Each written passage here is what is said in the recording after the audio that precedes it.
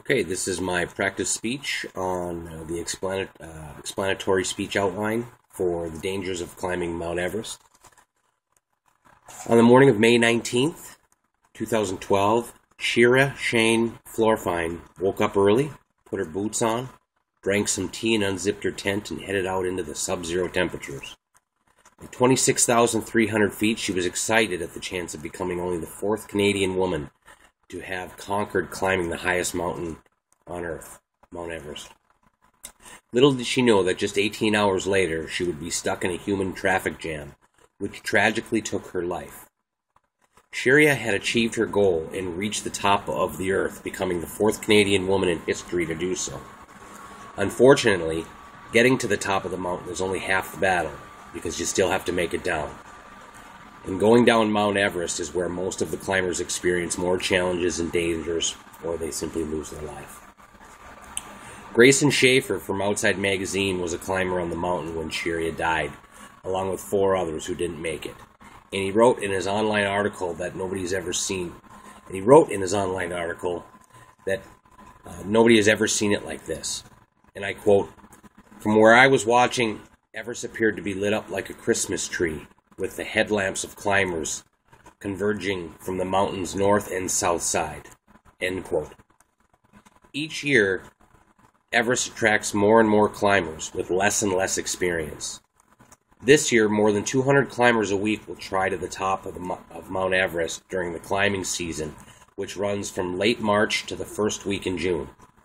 This number is increasing dramatically, and fears are that the world's highest peak is becoming extremely overcrowded, adding to the danger and death toll. Over the next few minutes, my goal is to help you see what draws someone to want to risk their lives and climb this mountain, to what you can expect to face when attempting to climb Mount Everest, and 3, what steps you can take to increase your chance of survival. First, there's an old adage, or an old story, about a man who once asked a mountain climber, "Why do you want to climb that mountain?" And the climber just looked off at the mountain and very softly replied, "Because it's there." I personally like that story, and for years, many considered Mount Everest as a mountain that just wasn't climbable. I think if you asked a group of climbers why they want to climb Mount Everest, you'd get a wide range of answers. For some, it's their passion to climb. Some, they just want to achieve a goal. Others want to find closeness to the mountain on some spiritual level, or want to prove something within themselves. Whatever the reason, 100% of the people pay a lot of money, and hundreds of people pay lots of money and risk their lives so that they can say that they were part of a select few that climbed to the top of the world. Now that we've looked at what draws people to Everest, let's visit what they can expect when they get there. Because there's a laundry list of things you need to expect if you're ever going to add Everest to your bucket list. Here's my shotgun list, and this is very basic. First, you need to be a climber. Then you have to have money to buy permits, gear, and this stuff isn't grandma's piggy bank money. We're talking tens of thousands of dollars. You have to get into great physical and mental shape, and there are all kinds of dangers to expect. Altitude frostbite, hypothermia, snow blindness, the list just keeps going on. If you take your gloves off at 26,000 feet for more than a minute, you can almost guarantee that you're going to lose that hand for good. Now that we've learned a little bit about what you can expect when you climb Everest, let's see how you can increase your chances of survival. So with all of its dangers and challenges, there are still some things you can do which will help increase your chances of survival on Everest. The first thing is respecting the weather. The weather can change on a dime. In 1 minute it's a bright sunny day, and the next it's hurricane-force winds, and you're snow blind and you can't see anything. At this altitude, the mountain creates its own weather, and it's impossible to predict. Another thing, or the second thing, is drinking tons and tons of water.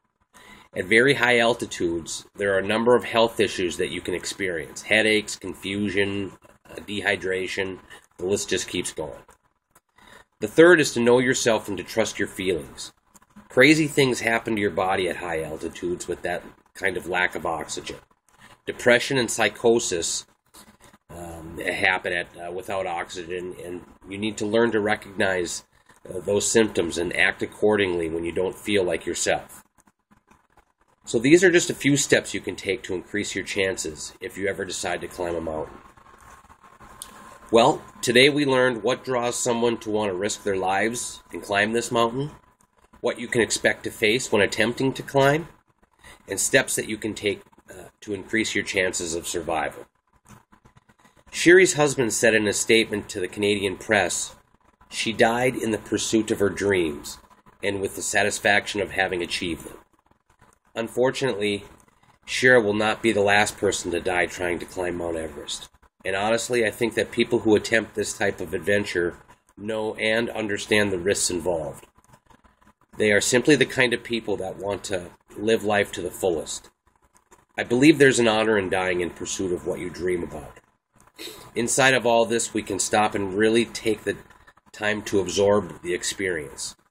An unnamed climber posted on MountEverest.net that the summit is such a small piece of the mountain, and that most of the beauty is experienced during the climb.